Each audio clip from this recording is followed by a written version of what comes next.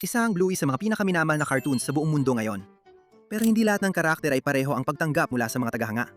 May ilan na sobrang kinagigiliwan, may ilan na talagang nakakapagod panoorin, at meron ding nasa gitna lang, depende kung sino ang tatanungin mo. At ngayon, tatalakayin natin ang mga pinakaminamahal at pinakakinaiinisan ng mga karakter sa Bluey, at baka magulat ka talaga sa ilan sa mga ito. Simulan natin sa mga kinaiinisan, dahil sa totoo lang, mas masaya ito. Unang-una, si Old Pug.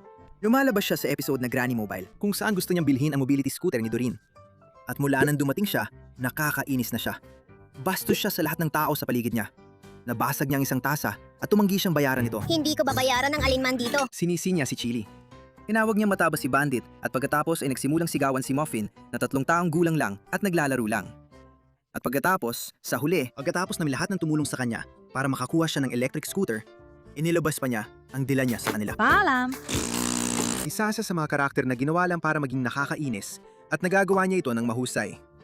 Tapos nandyan si Hercules, ang tuta ng Saint Bernard, na paulit-ulit na pinipilit si Winton na humiga sa lupa para malundagan niya ito. Walang gustong makipaglaro sa laro niya.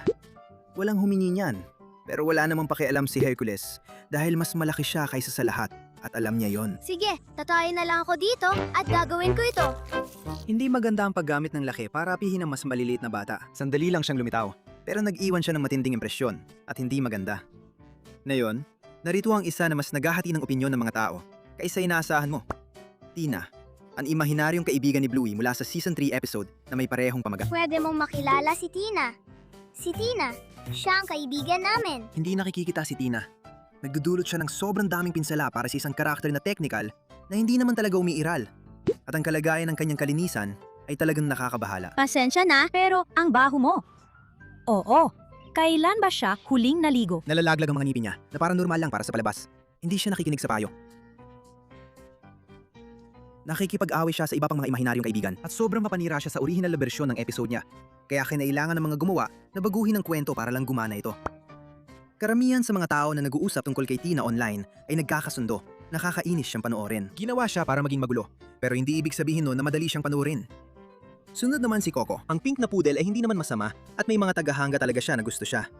Pero si Coco ay may ugali na maging makasarili sa isang partikular na paraan. Sa Wild Girls, pinipilit niyang ang mga larong gusto niya lang, ang laruin ng mga kaibigan niya. Sa circus, pinipilit niya si Bluey na gawing kunwaring asawa niya si Mackenzie. Hindi siya nakikinig kapag hindi ang sagot sa kanya at nakakainis na yun agad. Bilang bunso sa siyam na magkakapatid, malamang kaya siya ganito umasta. Pero kahit alam mo ang dahilan, hindi pa rin madaling panuurin ang ganitong ugali. Katulad din ni Judo. Sa episode na Butterflies, talagang masama ang ugali ni Judo kay Bingo. Ayaw niya makipaglaro kay Bingo at pinaparamdam niya kay Bingo na wala siyang halaga. Sino ang kaibigan ko? Humingi siya ng tawad sa dulo ng episode, pero tumatak na yon sa mga tao. Maraming tagahanga ang nainis kay Judo, kahit sa mga episode na wala naman siyang ginagawang masama at kadalasan, bumabalik ito sa paraan ng pagtrato niya kay Bingo nung isang beses na yon. Ngayon, pag-usapan naman natin ang tatay ni Chloe. Hindi naman siya masamang tao, pero meron siyang kakaibang klase ng nakakainis na agad napapansin ng mga matatanda. Hindi siya tumitigil sa pagwawasto ng mga tao. Sa episode na Octopus, masaya naglalaro ang mga bata at pinatigil niya ang lahat para linawin na ang mga galamay ng pugita ay tentacles at hindi mga braso. Wala namang nagtanong. Ayos naman ang laro. Kailangan lang talaga niyang sabihin. Totoong gusto niya makisali sa mga bata. Pero hindi niya alam kung paano patiin ang bahagi ng utak niya na kailangang laging tama, kahit gusto lang naman ng lahat na maglaro. Maraming tao ang nakakakilala ng ganyang klase ng tao, kaya siguro malakas ang reaksyon ng mga tao sa kanya. At nandyan naman si Lolo Bob. May ilang tagahanga na hindi alam na buhay pa siya. May teorya pa nga na pumanaw na siya nang una siyang lumabas sa flashback episode na Fairy Tail. Hindi niya maalala ang pangalan ng sarili niyang anak at wala siyang ginawa para tulungan si Bandit na magsalita ulit. Isa siyang ama na hindi talaga nagbibigay ng pansin. At yan ang bahagi na hirap patawarin ng mga tagahanga. Lumitaw siyang muli sa episode na The Sign matapos galing sa India na mas nagdulot pa ng maraming tanong kaysa sagot. Hindi pa rin siguradong lahat tungkol kay Lolo Bob. Ngayon, lumipat naman tayo sa mga minamahal na karakter. At may ilan talagang magagaling dito. Si Sneakers ay hindi ganong napapakita, pero ang mga tagahanga na nagmamahal sa kanya ay tapat. Isa siyang aso na maikli ang mga paa at palaging huli sa bawat karera. At hindi siya kailanman mukhang nababahala tungkol dito. Tuloy lang siya, hinihikayat ang lahat habang siya ilang hakbang pa sa likod.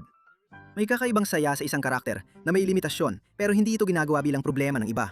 Basta't sumasama lang siya at nag-e-enjoy. Mahal ng mga tagahanga yon tungkol sa kanya.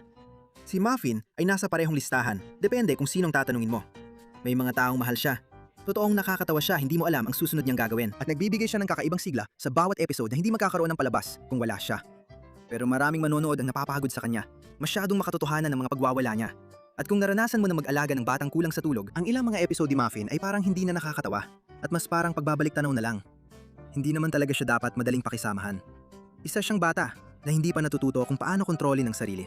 At alam ng palabas kung ano ang ginagawa nila sa kanya kahit mahirap itong panurin.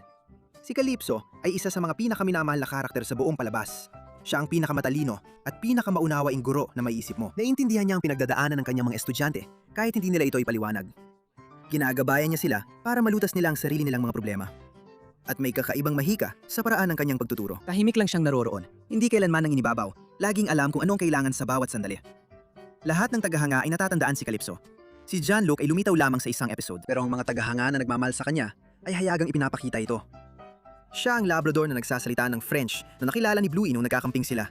At agad at totoo ang kanilang naging koneksyon. Pinapangarap ng mga tao na makita siyang bumalik at magkaroon ng mas malaking papel sa hinaharap ni Bluey. Isang beses lang siyang lumitaw at mula noon ay naging bahagi na siya ng fandom. Si Rusty marahil ang pinakapaboritong side character sa buong serye.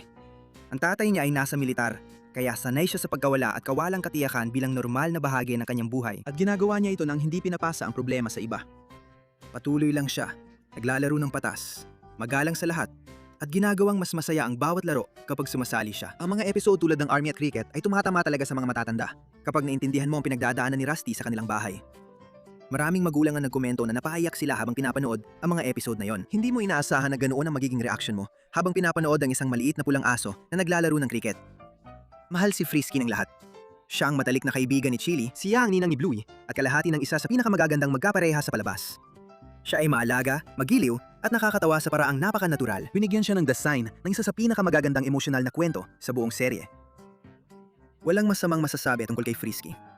Si Chili ay lahat ng katangian ni Bandit para sa mga bata at higit pa.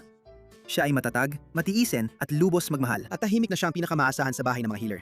Pinoprotektahan niya ang mga pangarap ng kanyang anak na babae. Laging nandyan para sa kanyang pamilya kahit pagod na siya at ginagawa niya ang lahat ng yon na hindi yon ginagawang malaking bagay. Karapat dapat si Chili sa lahat ng pagmamahal na ibinibigay sa kanya ng mga tagahanga. Mahal si Bingo halos ng lahat. Ang dahilan ay dahil lahat ng ginagawa niya ay parang totoo. May-excite siya gaya ng totoong mga bata kapag na-excite. Nalulungkot siya katulad ng totoong mga bata kapag nalulungkot. Kahit na mahirap siyang pakisamahan minsan, naiintindihan mo kung saan siya nanggagaling. Ang relasyon nila ni Bluey ang puso ng palabas. Nag-aaway sila, hindi sila laging magkasundo, pero andun pa rin ang pagmamahalan sa ilalim ng lahat ng yon. At si Bingo ay hindi lang basta sidekick. May sarili siyang mga episode, sarili niyang mga kwento, at sarili niyang mga sandali kung saan siya mismo ang nagdadala ng buong kwento. Si Mackenzie ay isa sa mga pinakaminamahal na karakter sa buong fandom. Siya ay kalmado, matalino, mabait, at bagay na bagay kay Bluey. Sa isang banda, matagal lang tahimik na binubuo ng palabas ang ganitong direksyon. Mahal na mahal siya ng mga tagahanga.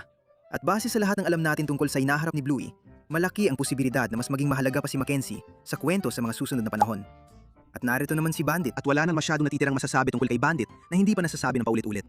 Pero ang dahilan kung bakit mahal siya ng mga tao ay napaka-espesipiko. Dahil hindi siya perpekto, nagkakamali siya, napapagod siya. May mga araw siyang hindi maganda na wala namang kinalaman sa mga anak niya. Pero palagi siyang nandyan.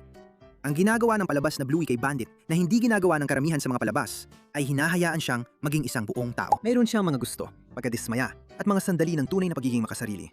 At pagkatapos, isinasantabi niya ang lahat ng yon dahil kinakailangan ng pagkakataon. Kaya siya tumatago sa puso. At kaya si Bandit Healer marahil ang pinakaminamahal na animated na tatay sa lahat ng panahon. At gaya ng dati, magkikita-kita tayo sa susunod na video.